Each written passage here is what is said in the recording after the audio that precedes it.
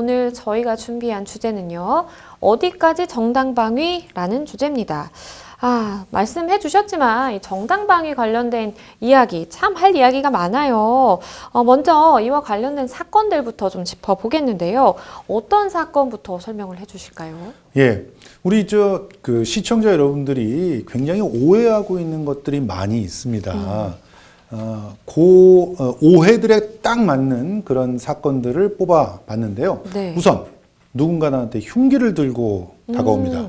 그러면 내가 폭력을 행사해도 정당방위가 되는 거 아닐까요? 그렇죠. 이게 누가 흉기를 들고 오면 정말 위협적이잖아요. 그렇습니다. 그럼 막아야죠. 더군다나 그분이 온몸에 문신이 있고 막 이러면 무섭네요. 이거는 무조건 폭행을 해도 정당방위가 될 것 같지 않습니까? 그러게요. 자, 어떤 사건이 있었냐면 지난 이제 17일에 네. 서울중앙지법 형사합의 24부에서 상해치사 혐의로 기소된 A씨 사건이 있습니다. 이분이 지금 징역 4년이 선고됐어요. 네. 그러니까 이분이 그럼 어떤 범죄를 저질렀느냐? 이분이 지난 5월 20일 오후 밤 10시 20분께 노상에서 네. 상대인 50세 B씨를 주먹으로 때리는 등 폭행을 해서 상해를 입혔다. 그리고 사망에 이르게 했다. 그래서 재판에 넘겨졌는데요. A씨와 B씨가 오후 9시께 한 식당에서 우연히 만났습니다. B씨는 먼저 자리를 나섰고요. 그리고 이후에 A씨에게 전화를 해서 평소에 연락을 고의로 피한다. 그러면서 따져 물었습니다. 그러다 보니까 시비가 붙었죠. 그런데 이 B씨가 비닐봉투에 흉기를 넣은 채 A씨가 있는 식당으로 돌아왔어요. A씨는 이 B씨를 보고 화가 나서 주먹을 휘두른 것으로 전해졌습니다. 그러니까 먼저 흉기를 들고 온 거는 피해자, 돌아가신 그러네요. B씨고요. 그리고 그 모습에 격분해서 주먹을 먼저 휘두른 건 A씨였습니다.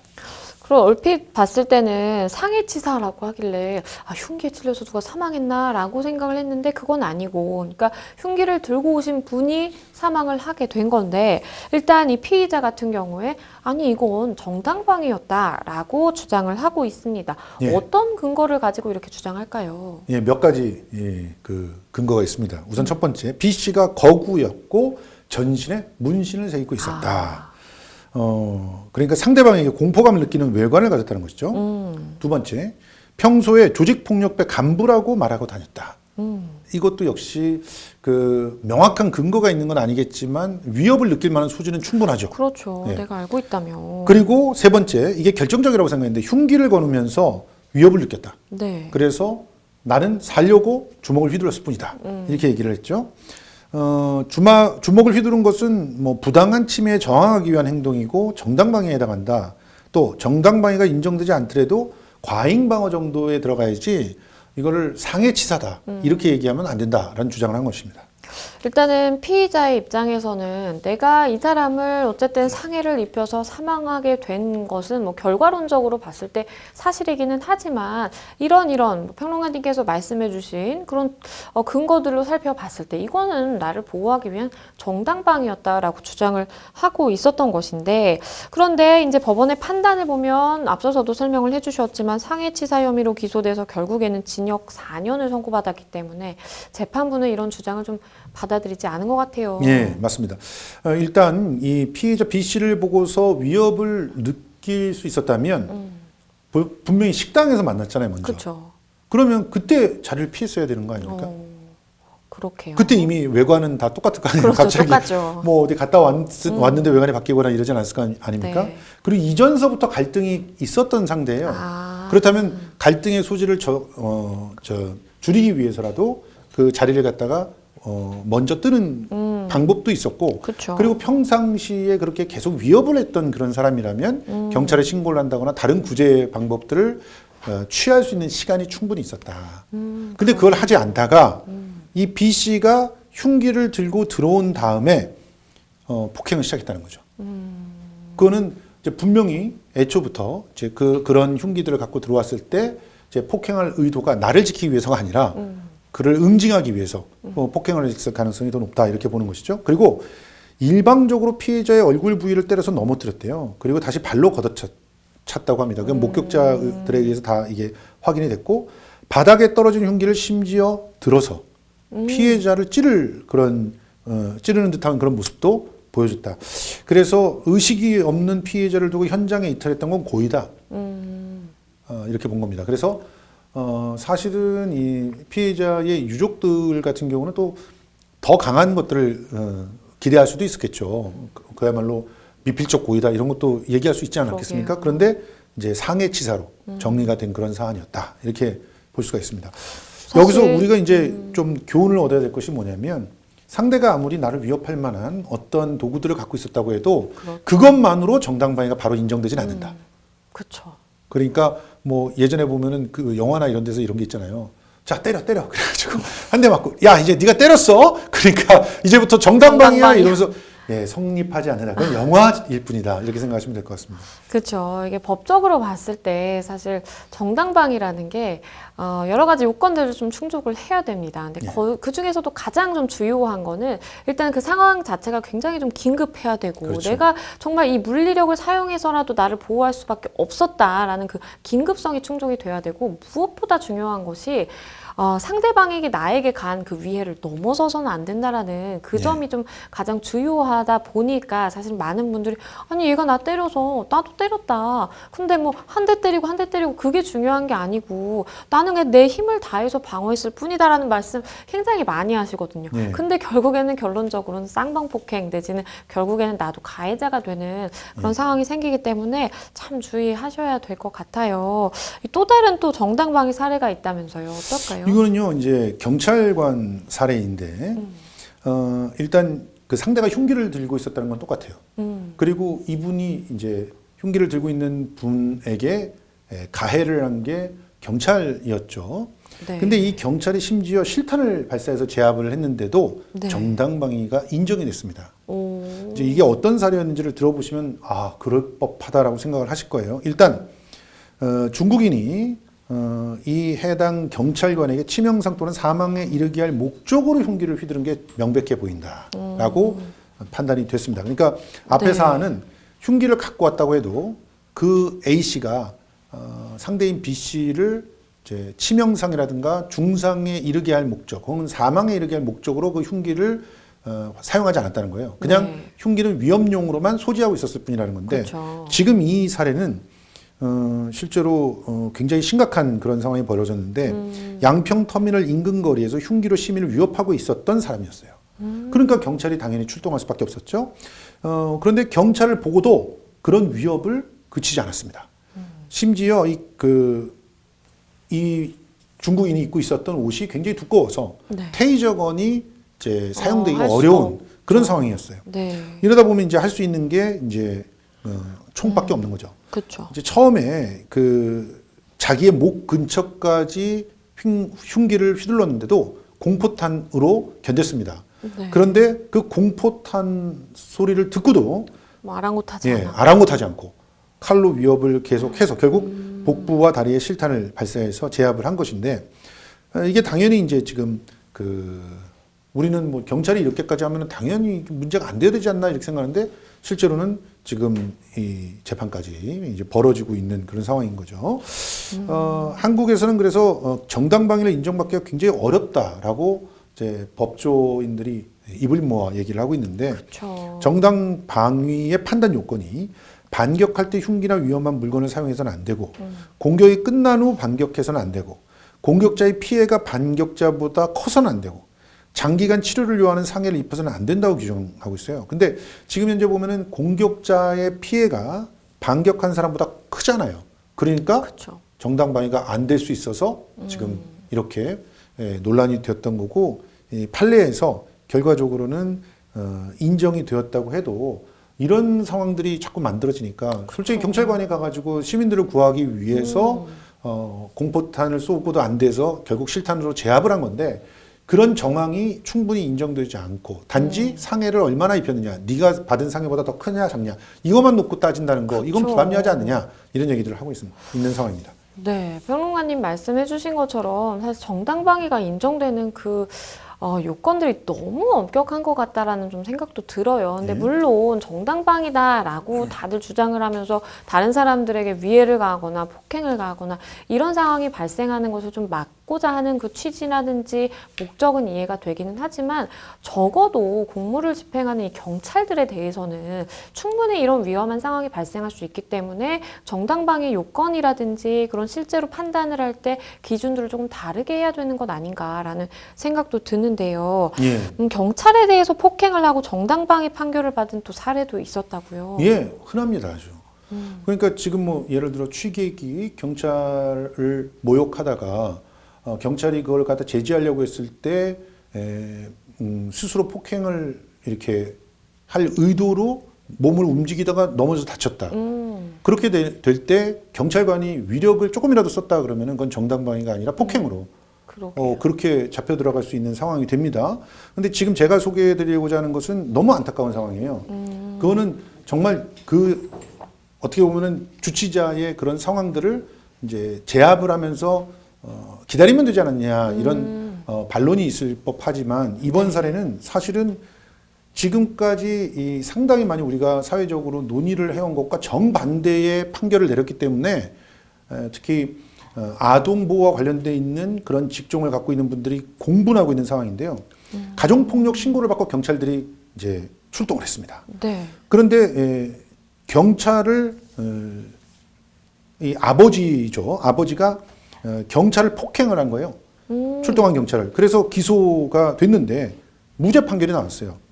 이유가 뭐냐면 현장에서 체포를 하려고 했는데 발로 걷어차고 밀치는 행동으로 상해를 입혔다고 해서 경찰이 긴급한 상황이 아니라고 보이는데 적법 절차를 준수하지 않고 불법 체포를 하려고 한 게 먼저고 그리고 그런 불법 체포를 하려고 했는데 저항을 하는 건 정당방위다.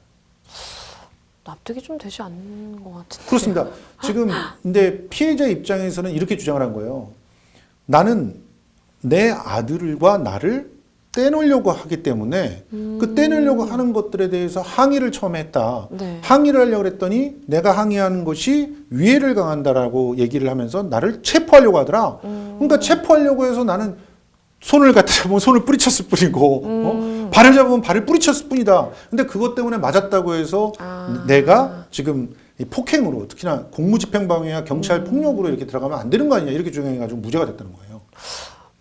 근데 지금 이 부분을 갖다가 좀 꼼꼼히 따져보면은 눈앞에서 아동학대 피해자가 있었다는 거죠. 네, 아이가 있는 예, 상황이죠. 그러면 이 아동학대 피해자하고는 신속히 분리를 해야 되는 상황 아닙니까? 그게 첫 번째죠. 그렇죠.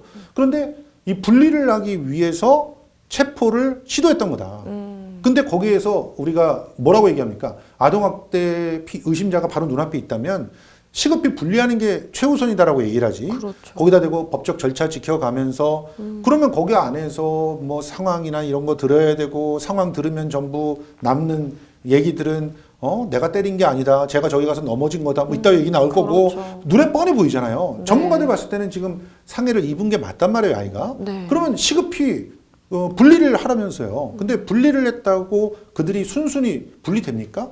안 되죠. 안 되죠. 네. 그러다 보니까 이렇게 결국 체포하려고 하는 경찰관이 죄를 뒤집어 쓰는 이런 상황들이 발생을 했기 때문에 사실은 다른 법률과 관계에서 아동학대 범죄가 우선한다라고 하는 그런 원칙을 세웠다고 한다면 이런 상황에서 그 아버지에게 정당방위를 인정해줘서 경찰을 폭행한 것을 전부 그야말로 바로잡아주면 안 되지 않겠습니까? 그러게요. 말씀해 주신 것처럼 사실 본인을 어쨌든 아이와 분리하려고 하는 이 경찰에게 이런 정도의 난동을 부린 것만 보더라도 사실은 이 아이에게 도대체 어떤 행동을 했을까? 그리고 경찰이 출동할 정도면 뭐 아무런 근거 없이 그냥 허위 신고가 아니라 어떠한 상황이 분명히 발생했기 때문에 경찰이 출동을 했을 것인데 우리가 너무 이런 뭐 정당방위 요건에 이렇게 해당하느냐 저렇게 해당하느냐 이거 따지다가 정말 아동 학대라는 더 큰 이 현장 상황 상황을 놓치게 되는 그런 좀 상황도 생길 수가 있어서 이 아이의 보호 늘 얘기 많이 하잖아요. 예. 그러기 위해서는 조금 우리가 사고를 유연하게 할 필요가 더 있는 것 같아요. 그러니까 제가 이제 변호사님께 진짜 여쭙고 싶은 거는 이 사례들을 갖다 이렇게 공부하다가 이건 너무 일관성이 없지 않느냐는 생각이 그렇죠. 드는 거예요. 앞에서 이제 경찰이 실탄을 쏴가지고 제지했던 것이 다행히 정당방위라고 인정이 되긴 했지만, 근데 실제로는 일상적인 상황에서는 그렇게 실탄을 사용했을 때 무조건 경찰이 과잉 진압을 했다라고 문제가 되는 경우가 더 많다라고 하는 거 아닙니까? 네. 근데 이번 사례에서는 그 상대가 되는 사람이 분명히 폭행을 다 했단 말이에요. 공무집행 방해도 했고. 근데 그게 무죄가 인정되니까 너무너무 그때에 따라 다르고, 특히 경찰이 어떤 그 공권력을 사용하려고 할 때는 너무나 정당방위를 폭넓게 잡아주는 게 아닌가, 이런 생각을 할 수밖에 없는 거죠. 상대적으로 이제 우리가 피해자일 경우에 가해자에게 우리들의 자위를 위한 어떤 그 물리력을 행사했을 때는 정당방위가 성립되기가 굉장히 어렵단 말이죠. 그렇죠. 그 도대체 잣대가 어디 있는 거죠? 이게 참 어려운 문제 같아요. 사실 많은 분들이 이제 뭐 이렇게 누군가가 앞선 상황처럼 뭐 상해치사로 사망을 하고 뭐 이런 상황은 아니더라도 정말 우리가 술 마시고 빈번하게 발생하는 그런 뭐 주치 폭행 사건이라든지 이런 경우에 분명히 조금 두 번째로 뭐 공격을 한 그런 분 입장에서는 늘 이야기하는 게 정당방위거든요. 사실 상대방이 나에게 먼저 다가서 위협을 가했고, 그래서 내가 한 대 때렸고, 그리고 유명한 사건 다 아실 거예요. 내 집에 침입을 한, 그 쇠파이프를 들고 침입을 한 사람이 있었는데 그 쇠파이프를 뺏어서 내가 때렸더니 그거 정당방위 인정 안 됐잖아요. 흉기로 그러니까, 그렇죠. 아니 저 사람이 우리 도둑을 들었는데 나를 해치려고 들어오고 나의 물건을 훔쳐가려고 들어왔는데 그거를 내가 뺏어서, 그러니까 때리지 말았어야 된다라는 거예요. 재판부는 뺏어서 때리지 말고 그냥 막아라라는 건데 예. 이게 현실과 얼마나 좀 동떨어진 이야기인가라는 저는 생각도 들고요. 그래서 또 하나의 그 오해가 나옵니다. 여기서 그러면 때리면 무조건 맞아라 이렇게 얘기하시는 분들 있잖아요.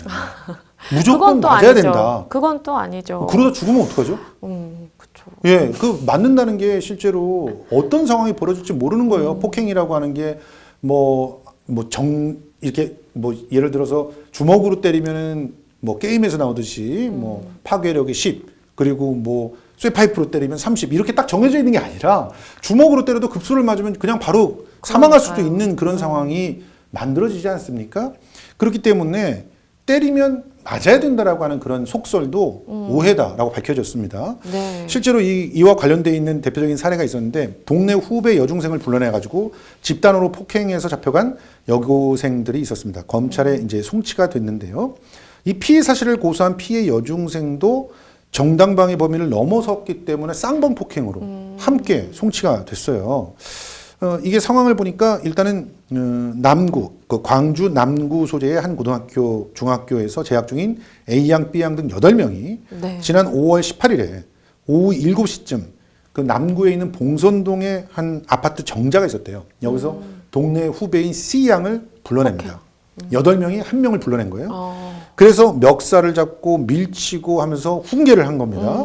이 과정에서 A양, B양을 제외한 나머지 6명의 학생 중에 3명이 사전에 폭행이 발생할 것을 인지했는데도 동행했고 10여 분가량 피해 장면을 휴대전화로 녹취하면서 방조했다고 해서 일단 A, B양의 폭행에 맞선 C양은 이제 일반 폭행 혐의, 그리고 네. 이 A, B양과 가해 학생 나머지는 다 폭행과 방조 혐의, 이렇게 양쪽이 함께 그 송치가 된 거예요. 근데 솔직히 언니들이 불러서 불려 나갔잖아요. 불려 나갔는데 때려요. 그러니까 때리는 것을 막기 위해서 이렇게 자기도 방어 폭력을 행사를 했어요. 그런데 2명한테 폭행을 당한 거니까 일대 다로 폭행을 당한 거지 않습니까? 그쵸. 그럼에도 불구하고 정당 범위가 성립할 수 있는 범위를 넘어섰다는 거예요. 어느 정도로 맞서 때렸길래 넘어선 걸까? 그러게요. 좀 궁금하지 않을 수가 없습니다. 이렇게 됐을 때 8명이 왔고요. 그리고 2명은 때리고 나머지는 뭐 사진 찍고 이러면서 욕하고 그러면서 방조했어요. 네. 여기서 느끼는 극도의 공포심, 그리고 그런 공포심 때문에 자기가 평소에 그 휘두르는 것보다 더 힘이 더 나올 수 나와서 있죠. 그래서 상해가 컸다 이렇게 말할 수는 있겠는데 그게 그러면 쌍방 폭행입니까? 이게 제가 사실은 뭐 질문을 받으면 이렇게 건장한 남성분이 만약에 질문을 하신다 그러면 누군가가 때리면 건장하시니까 그냥 잡는 선 아니면 그냥 막는 선 예. 여기까지만 딱 하시라고 말씀을 드려요. 안전하게는. 왜냐하면 CCTV를 나중에 이런 사건이 발생하면 다 돌려보거든요. 그래서 조금이라도 내가 주먹을 휘두른다, 뭐 발길질을 한다 이런 장면이 포착이 되면 뭐 같이 때렸네 하고 쌍방폭행으로 입건이 되는 경우가 굉장히 많기 때문에 만약에 내가 정말 안전상의 위협을 느끼지 않고 이거는 충분히 좀 막을 수 있는 선에서 해결할 수 있겠다라는 생각이 드시면 그럴 때는 그냥 아무런 액션 취하지 마시고 그냥 막는 선, 잡는 선에서 해결을 하셔야 된다라는 말씀은 굉장히 보수적으로 드리기는 하는데 이게 사실 그런 것 같아요. 법적으로 정당방위를 따져봤을 때 그 가해행위가 끝났을 때 내가 공격을 하면 그것도 내가 가해하는 거게 되거든요. 맞아요. 근데 사실은 폭행이라는 게 그냥 한 대 때리고 기다렸다가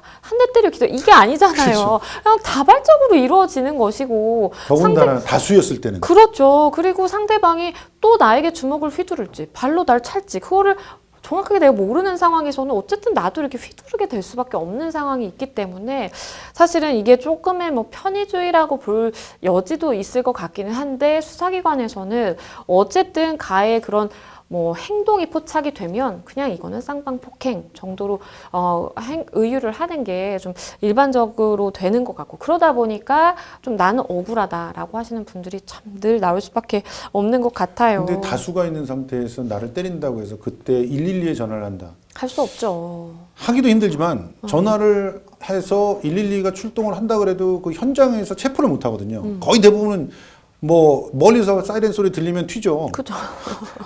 그러면 그 현장에서 그 사람들을 그러면 잡아놓기 위해서 또 폭행을 가하면 그게 정당방위가 되나요? 되죠. 그것도 안 돼요. 그렇죠. 안 되죠. 그러니까 이런 부분들에 대해서 세세한 어떤 매뉴얼들이 좀 있어야 되는 거 아닌가 하는 생각이 많이 드는데요. 이런 사례들은 뭐 굉장히 답답한 사례지만 저는 이 56년 만에 논란을 다시 한번 재연을 했던 이 사건에 대해서는 굉장히 분노를 좀 느끼고 있는 부분이 있습니다. 이거는 당연히 정당방위로 인정이 돼야 될 것인데 네. 누가 봐도 정당방위인데 그런데 법원이 자기 책임을 지지 않은 사건이 있어서 이걸 소개를 해드리려고 해요. 네. 여러분들이 아마 그 영화로도 만나보셨을 겁니다. 이미 아주 오래전 64년이었죠. 성폭행을 하려고 시도했던 상대 남자의 혀를 깨물어서 그렇죠. 유명한 사건이죠. 혀가 절단되게 했던 사건. 네. 이 사건이 1심에서는 처음에 무죄가 나왔어요. 그래서 그 1심에서 무죄가 나온 다음에 그게 이제 영화로도 막 이렇게 그 사안까지 해가지고 영화로 나오기도 했었죠. 네. 근데 결국 이게 2심, 3심에 가서는 뒤집어집니다. 그래서 과잉 방어가 됐다. 네. 이렇게 인정이 됐어요. 그래서 1심의 판단을 따르지 못했다. 그러면서 굉장히 이제 상급 법심들이 비난을 받았던 그런 상황이었는데 이걸 다시 재심 청구를 한 겁니다. 근데 이 재심 청구를 했는데 재심 청구 자체를 갖고도 재판을 하게 됐어요. 재심 청구. 원래는 재심 청구하면은 뭐 대부분은 받아들이게 되는데 아니면 받아들이지 않으면 이제 그걸로 끝나고 막 이렇게 되는데 그쵸. 재심 청구를 받아들이지 않았다고 해서 이제 소송을 한 거죠. 그런데 이 소송에 대해서 1차 역시 재심 청구 받지 않는 게 맞다. 왜냐? 이유는 그때와 지금은 너무 사회적 상규가 다르고 사회가 많이 변했기 때문에 지금의 잣대로 그때의 재판을 다시 하면은 할 수는 없다. 안 된다 이런 얘기인데 저는 이게 이해가 안 되거든요. 지금이라도 다시 해서 이걸 벗겨줘야 되는 거 아니에요? 그렇게 따지면 뭐 80년에 군부 독재 시절에 있었던 수많은 그런 억울한 재판들 그거 왜 재심으로 다 통과됩니까? 그러게요. 뭐 그때는 군부 독재 시절이니까 다 그럴 수밖에 없었다. 그러면 되는 거 아니에요? 법원이. 사실 재심이라는 게 있는 이유가 예. 다시금 우리가 그걸 되돌아보고 다시 판단을 해보겠다라는 그 제도 자체인데 맞습니다. 예. 그때 당시에는 여성의 인권이 충분히 보장받지 못했던 전 근대적인 문화가 있었지만 지금 미투 이후로 정말 여성들의 인권이 최우선적으로 이렇게 보호받을 수 있게 된 그런 상황에서 다시 따져보면 어떨 것인가. 네. 이거를 알아보자는 거 아닙니까? 그쵸. 그래서 지금이라도 그 억울함을 벗고 싶다는 거 아니에요. 나이가 지금 75살이 되셨어요, 이분이. 그런데 결국 2심까지 결국 이렇게 뭐 법률 해석의 뭐 적용 오류를 열심히 이렇게 주장을 했지만 재심 사유에 해당하지 않는다라고 판결이 내려진 겁니다. 그래서 여성단체들이 막 반발을 하고 있습니다. 특히 2020년에 비슷한 상황이 부산 횡령산에서 있었어요. 한 여성이 성폭행범에 저항해서 혈을깨물어 절단시킨 사건이었는데 네. 남성이 여성을 중상해죄로 고소를 했습니다. 그런데 받아들여지지 않았고 가해 남성이 징역 3년형을 실형을 선고받았거든요. 자, 이 사건도 2020년에 있었다. 근데 1964년 거를 지금 2021년에 재심하는 거, 이건 안 된다는 거냐. 왜 이렇게 법원이 서로 다른 그런 판결들을 갖다가 극과 극의 판결들을 내리느냐라고 항의를 했던 사건입니다.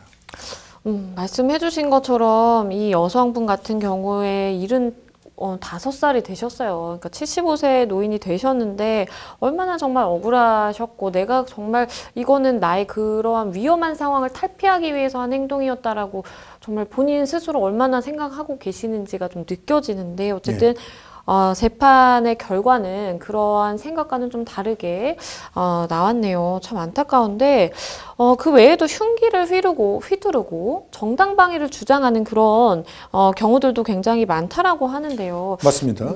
아무런 일면식도 없는 사람의 눈에 호신용 스프레이를 뿌리고 흉기로 상해를 가한 50대 남성이 법원에서 정당방위를 주장을 했는데 일단 네. 법원은 유죄를 인정해서 집행유예로 선고를 했습니다. 이게 울산지법 제11형사부 에서 일어난 사건이었었는데 네. 특수상해 혐의로 기소된 A씨에게 징역 8개월에 집행유예 2년을 선고를 한 거죠.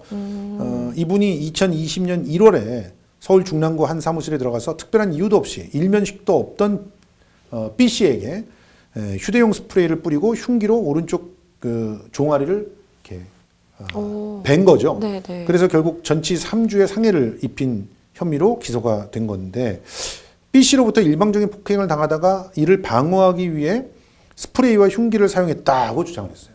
그러니까 그쪽이 먼저 자기를 공격해서 내가 스프레이로 방어를 했던 거다. 그리고 흉기도 방어용으로 했지 찌르지 않았지 않느냐 뭐 이런 식으로 주장을 했던 건데 재판부가 이걸 받아들이지 않은 겁니다. 그러니까 기본적으로 앞선 사례들과는 좀 달라요. 좀 다르죠. 이거는 네. 정당방위라고 하는 조건을 악용을 하려고 했던 그쵸. 사례죠. 그래서 이런 악용 사례를 막기 위해서 엄격한 판단이 필요하다라고 재판부는 얘기를 하고 있고 이 법률을 갖다가 필요하다고 주장하시는 분은 그런 얘기를 하는 겁니다. 봐라, 이런 사례가 있지 않느냐. 분명히 누가 봐도 먼저 위해를 가했는데도 불구하고 정당방위를 주장한다. 나중엔 다 정당방위 주장한다. 그러게요. 그러니까 이런 부분들도 따져봐야 되는 상황입니다. 근데 사실은 이렇게 딱 봐도 우리가 뭐 이 기록이라든지 뭐 증거 자료를 다 본 게 아니고 그냥 그 간략한 개요만 들었어도 사실 좀 차별화가 되는 사례들이잖아요. 네. 어떤 사례들과. 그런 걸 좀 본다면 물론 이거를 악용하는 경우 당연히 발생할 것이고 있겠지만 그거를 걸러낼 수 있는 정도는 우리가 되지 않나라는 좀 저는 생각도 들어서 사실은 이런 사례들이 있기 때문에 우리가 정당방위를 이렇게 굉장히 좀 좁게 인정을 해야 된다라고 하는 것은 조금 너무한 주장 아닌가라는 생각도 드는데요. 사실 미국과 비교를 해보자면 예. 우리나라 정당방위 인정받는 거 거의 없다라고 보는 게 맞는 것 같아요. 미국은 맞습니다. 굉장히 넓게 인정되잖아요. 아, 그럼요. 실제로 경찰들 같은 경우는 특히 이제 뭐 최근에 뭐 조지 플로이드 사건이나 이런 게 있어서 경찰들의 폭력이 좀 문제가 되는 상황이 벌어졌지만 눈앞에서 범죄 행위로 의심되는 사람이 뭐 흉기를 들었다? 그쵸. 흉기가 확인되지 당장. 않은 상태에서 총기를 사용해서 제압을 해도 정당방위로 그쵸. 인정이 됩니다. 그쵸. 왜냐하면 그 사람이 흉기를 꺼낼 것 같은 그런 그쵸. 행동을 했거나 하는 것만으로도. 그래서 그걸 가지고 이제 치열한 법적 논쟁이 벌어져요. 그래서 CCTV 같은 거 있으면 그걸 확인해서 저 동작이 흉기를 꺼내는 동작이냐 아니냐 이렇게. 근데 명백하게 흉기를 꺼내는 동작이 아닌 것이 밝혀지지 않는 한 경찰 공무원들의 폭행은 상당히 폭넓게 허락이 되는 상황입니다. 그러다가 이제 조지 플로이드 사건 같은 게 벌어진 거죠. 거기는 인종차별적인 요소가 들어가서 그쵸. 더더욱 강하게 제압을 한 사건이었습니다. 그래서 이제 그거 갖고 논박이 붙었던 그런 상황이죠. 그리고 뭐 미국 같은 경우에 개인 대 개인이 이렇게 서로 싸움을 했다고 하더라도 애초에 위해를 누가 얼마나 계획적으로 가했는가 이게 사실 정당방위를 따지는 가장 큰 그런 구분점 중에 하나가 되기 때문에 나중에 나를 막기 위해서 뭔가 물리력을 행사했다고 하더라도 그게 정당방위가 안 되는 경우가 거의 없습니다. 그렇죠. 그러니까 정당방위가 거의 됩니다. 이제 예를 들어 물리력을 행한 사람이 뭐 무슨 마이크 타이슨 같은 그런 권투 선수여서 상대가 뭐 먼저 폭행을 가했어도 내가 한 방을 때리면 어떻게 될 줄 알면서도 때렸다 이렇게 되면 문제가 돼요. 그렇죠, 그렇죠. 예, 그런데 그런 게 아니라면은 정당방위가 폭넓게 읽혀집니다. 심지어 총기를 사용했다고 해도 정당방위가 그렇죠. 인정되는 상황입니다. 미국만 하더라도 사실은 뭐 쉽게 접하실 수 있는 그런 뉴스들에도 누군가가 우리 집을 쳐들어와서 뭐 나를 뭐 성폭행을 하려고 한다 그런 경우에 정말 집에 미국은 이제 총기 맞아요. 소지가 허용이 되잖아요. 그래서 이제 총을 쏴서 누군가가 이제 사망을 하거나 다치게 됐을 때 그건 사실 정당방위 다 인정을 정당방위로 하죠. 인정되죠. 예. 근데 우리나라에서 있었던 이런 사례들 앞서서 살펴본 것처럼 뭐 쇠파이프 사건이라든지 아니면 그 혀가 절단된 그런 사건이라든지 이런 걸 미국에서 만약에 발생했다라고 놓고 봤을 때는 다 정당방위로 인정이 될 것 같아요. 맞습니다. 그렇기 때문에 참 이게 물론 뭐 우리가 그럼 미국 그대로 따라해야 되느냐 그건 아니지만 너무나 이 적용 범위가 좀 미국과 비교해서 그리고 일반적으로 좀 봤을 때 또 납득이 좀 어려운 부분이 있다라는 좀 생각이 듭니다. 당연히 좀 보완을 우리가 해야 될 것 같은데 근데 참 이게 워낙 옛날부터 존재하던 이 정당방위라는 개념뿐만 아니라 그 법 조항 자체도 굉장히 오래됐고 그리고 판단된 그 판결만 보더라도 이러한 우리가 좀 납득이 안 가는 그런 방향의 판례들도 굉장히 많이 축적이 됐거든요. 그렇기 그렇죠. 때문에 이거 어디서부터 어떻게 손을 봐야 되는 것인지 좀 막막한 생각도 드는데 좀 어떻게 생각하시나요? 일단 이 4개 원칙은 좀 바꿔야 된다고 봅니다. 반드시 반격을 할 때 흉기나 위험한 물건을 사용해서는 안 된다는 요건. 이거 하고 그다음에 공격이 끝난 후에 반격하면 안 된다는 요건. 그리고 공격자의 피해가 반격자보다 커서는 안 된다. 이런 요건. 그리고 장기간 치료를 요하는 상해를 입혀서는 안 된다. 이 4가지 요건이 모든 그 정당방위를 인정하지 않는 상황으로 치달아가게 만들거든요. 네.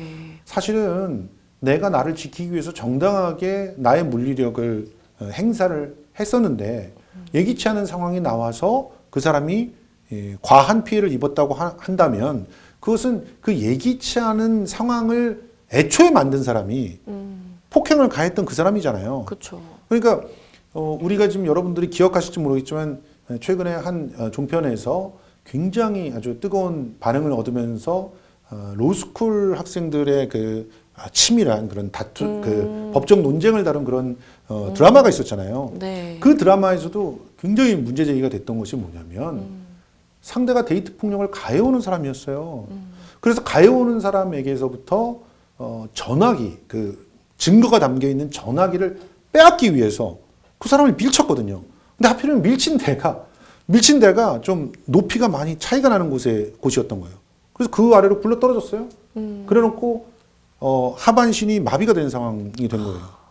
그래서 이게 정당방위가 인정이 안 되는 상황이었던 겁니다. 그래서 치밀하게 논쟁이 펼쳐져 가지고 이제 그 상대가 지속적으로 데이트 폭력을 해왔고 그리고 심지어 흉기를 사용하면서까지 해왔고 이번도 그런 데이트 폭력의 와중에서 벌어진 일이었다라고 해서 어렵게 정당방위를 받아내는데 제가 보기에는 그것도 드라마니까 받아낸 거지 그렇죠.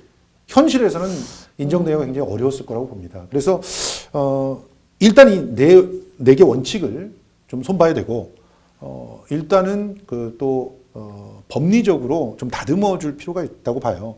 정당방위에 해당하는 것을 모든 사례를 다 낱낱이 적어 놓을 수는 없지만 최소한 법안에서 좀 구체적으로 정당방위 사례를 좀 만들어 놓는 게 좀 필요하다. 특히 공권력에 대해서는 정당방위를 조금 더 폭넓게 적용을 할 필요가 있지 않는가 이런 생각이 드는데요.